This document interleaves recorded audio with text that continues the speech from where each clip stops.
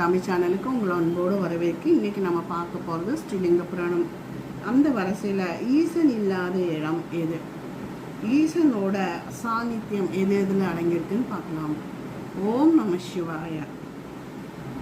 ஈசன் இல்லாத இடம் எது? அவன் தூணிலும் இருப்பான், துரும்பிலும் இருப்பான் என்கிறான் பிரகலாதன். எனவே அனைத்திலும் ஈசனுடைய சாநித்தியம் இருக்கிறது. இருப்பினும் ஆகாயம், வாயு, அக்னி, நீர், பூமி, சூரியன், சந்திரன், யாகம் செய்பவர் என்னும் 8லும் ஈசன் அஷ்டமூர்த்திகளாக உரைகின்றார். வெப்பத்தை கொடுத்து ஒளியை பரப்பும் சூரியன் சிவஸ்வரூபமே ஆகும்.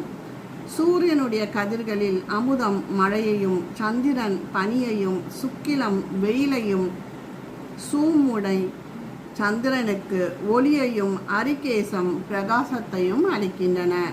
மேலும் விஸ்வகர்மா என்னும் கதிர்கள் புதனுக்கு ஒளியையும், சத்விகம் செவ்வாய்க்கும், சருவசு வியாழனுக்கும், விச்சு சுக்கிரனுக்கும் ஒளியை தருகின்றன.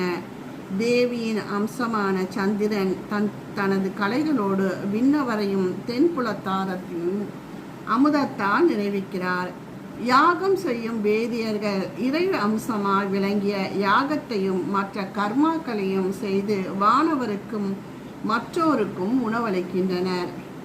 நீர் உடலின் உள்ளும் புறமும் இருந்து வளர்ச்சிக்கு நமக்கு உதவுது. பித்திருக்களுக்கும் தேவர்களுக்கும் உணவை பெற்று தருகிறது. காற்று அதாவது வாயு எங்கும் பறந்திருந்து உடலில் உள்ளும் புறமும் இருந்து நமக்கு இயங்குகிறது. மேற்படி நீர் நிறைந்த சாகரமும் தீயும் காற்றும் நிறைந்த ஆகாயமும் வெளியே நமக்கு பூமியை தாங்குகின்றன. பவன் என்பது பூமியின் சொரூபமாய் விளங்கும் ஈசனின் மூர்த்தமாகும். சர்வன் என்பது நீர் உருவாகி உலகெல்லாம் பறந்து மறுவும் ஈசன் மூர்த்தம். பசுபதி என்பது தீயாகி அனைத்தையும் எரித்து சாம்பலாக்கும் மூர்த்தம். ஈசானன் என்பது வாயு சொரூபமான ஈசன் மூர்த்தம். பீமன் என்பது ஆகாய சொரூபமாக விளங்கும் இறைவன் மூர்த்தம்.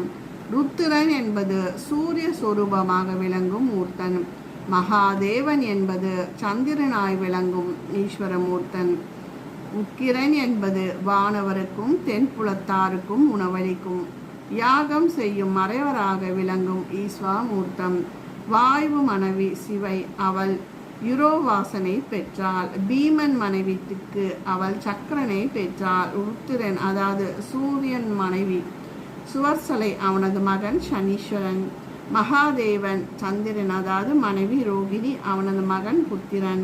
அந்தணன் அமிசம், உக்கிரன் மனைவி தீக்ஷாபத்தினி, அவன் மகன் சந்திரன். பவன் பூமி உயிர்களுக்கு திண்மையான தேகத்தை தருகிறாள். பவன் மனைவி மாதேவி சுக்கிரனை ஈன்றாள்.